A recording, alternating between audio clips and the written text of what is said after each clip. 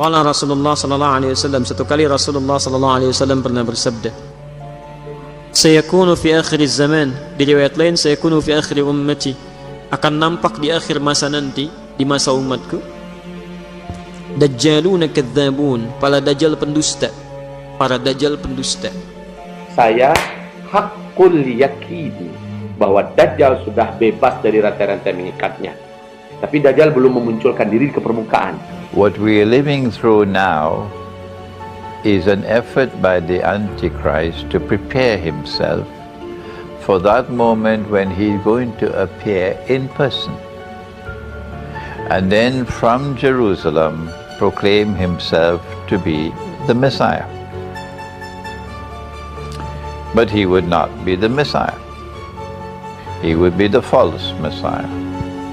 Ingat, ada Al-Masih Ad-Dajjal, ada Dajjal saja.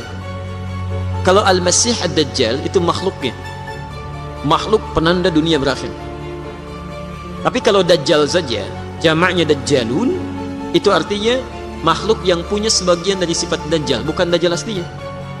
Setan-setan jahat yang berhasil diruqyah, mereka berkata bahwa sesungguhnya kami telah dilepaskan oleh Dajjal. Jadi kata Rasulullah SAW, Sulaiman itu semasa hidupnya Nabi Sulaiman kan memenjarakan setan-setan yang paling jahat, setan-setan yang kuat dipenjarakan oleh Nabi Sulaiman, yang bisa membebaskannya hanyalah Dajjal. Sementara tanda-tanda Dajjal lepas dalam hadis-hadis Sahih Muslim sudah sepenuhnya terpenuhi. Sampai masanya nanti Nakhlu Baisan, buah korma yang ada di negeri Baisan akan mengering. Di saat itulah Dajjal tak lama akan keluar. Apakah hari ini Nakhlu Baisan masih berbuah? Masya Allah, tabarakallah, wal'iyadzubillah. Allah menunjukkan kebenaran hadis Nabi Muhammad sallallahu alaihi wasallam. Nakhlu Baisan hari ini berkurang, bahkan sebagiannya mati, pokok-pokoknya mengering. Bagi sesiapa yang tak percaya, pergilah ke Baisan, menyaksikan bagaimana batang-batang korma Baisan mengering dan mati. Padahal dulu semua mereka memakan buah korma ini seperti korma yang ada di kota Al-Madinah Al-Munawwarah. Lalu kemudian dia bertanya, bagaimana dengan Buhairah Tawariyah? Buhairah danau seperti Al-Bahrul Mayyit, letaknya di Palestin yang sedang dijajah oleh Israel laknatullah alaihim. Lalu mereka bertanya, apa yang terjadi dengan Buhairah Tawariyah? Masih adakah airnya? Maka orang-orang Arab ini menjawab, ya, airnya masih lagi banyak.